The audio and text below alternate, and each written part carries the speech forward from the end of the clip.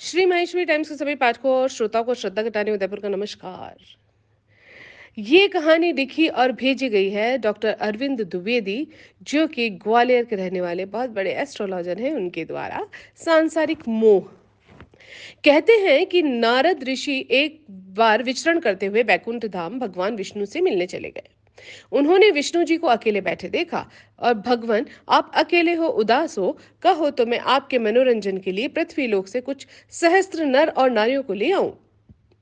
आपका दिल भी लगा रहेगा और वह भी सांसारिक कष्टों से मुक्त हो जाएंगे।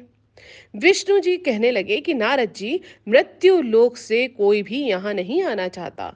नारद जी जिद करने लगे तो विष्णु जी ने अपनी स्वीकृति प्रदान कर दी। नारद जी बड़ी खुशी खुशी मृत्यु लोक में आए और देखा कि एक किसान हल चला रहा था। उसके मुख पर झुर्रियां पड़ी हुई थी और वह बहुत थका हुआ सा लग रहा था।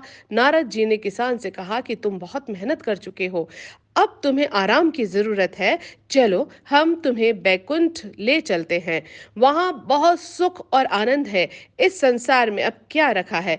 यह सुनकर किसान कहने लगा, नारद जी, हमारी अभी उम्र ही क्या है, हमारे छोटे छोटे बच्चे हैं, हम क्यों बैकुंठ जाए।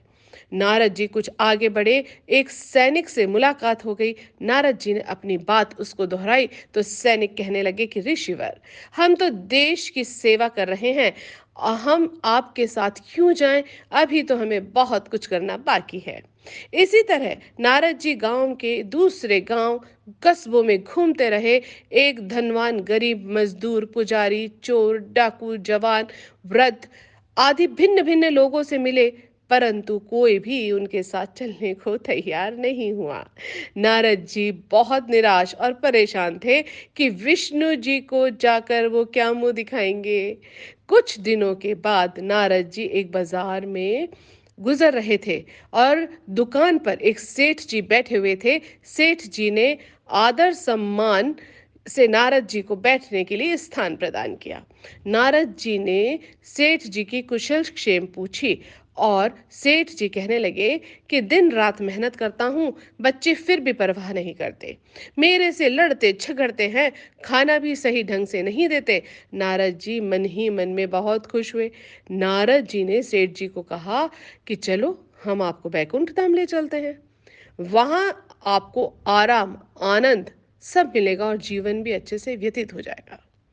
सेठ जी ने कहा कि मुनिवर, आप क्या बात कर रहे हैं। मेरा इतना बड़ा परिवार है, अगर बच्चे लड़ते झगड़ते भी हैं तो मेरे ही तो बच्चे हैं। मैं यह दुकान संभालता हूं, मैं आपके साथ नहीं चल सकता। नारद जी ने सेठ जी को बहुत समझाया, पर सेठ जी नहीं माने। कुछ दिनों के बाद में नारद जी उसी बाजार से फिर गुजर रहे थे तो देखा कि सेठ जी की जगह उनका बेटा दुकान में बैठा था।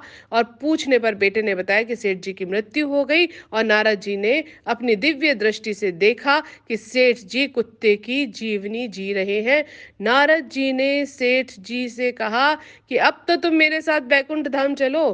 कुत्ता भौंकने लगा, कहने लगा कि मैं अपने घर के चारों ओर से चोरों से रखवाली कर रहा हूं, मैं आपके साथ बैकुंठ धाम नहीं चलूंगा। कुछ दिनों बाद नारद जी फिर वहां से गुजरे, देखा कुत्ता भी नहीं है।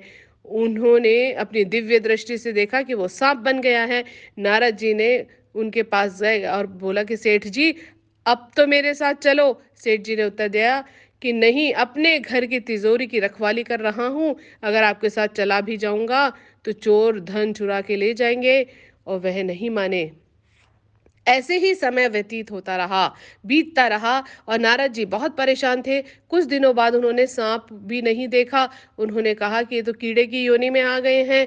और नारद जी उनके पास गए और कहने लगे कि तुम्हारी हालत तो बद से बदतर होती जा रही है, चलो, अब तो मेरे साथ चलो। कीड़े के रूप में सेठ जी कहने लगे कि आप देखते नहीं कि मेरे घर की नींव कमजोर हो रही है और मैं इस पर मिट्टी डाल रहा हूं, आप मेरे पीछे क्यों पड़ रहे हो। नारद जी गुस्सा आ गया। उन्होंने पैर से कीड़े को मसल दिया और उसको बैकुंठ धाम लेकर चल पड़े। हम मनुष्य सांसारिक बंधनों और मोह माया के जाल में इतने लिप्त और आसक्त हो जाते हैं कि हम इन्हें छोड़ नहीं पाते हैं। हम अपने जीवन के कर्तव्य को पूरा करते हुए जीवन यापन करें। ईश्वर का ध्यान करें, मोह माया के बंधनों से मुक्त होकर बैकुंठ धाम जाने की तैयारी करें। इन छोटी-छोटी कहानियों से हमें यही प्रेरणा लेकर अपने जीवन को सफल बनाना चाहिए और हम बना सकते हैं। आप सभी अपना और अपनों का ध्यान रखिए। जय श्री कृष्णा, जय महेश।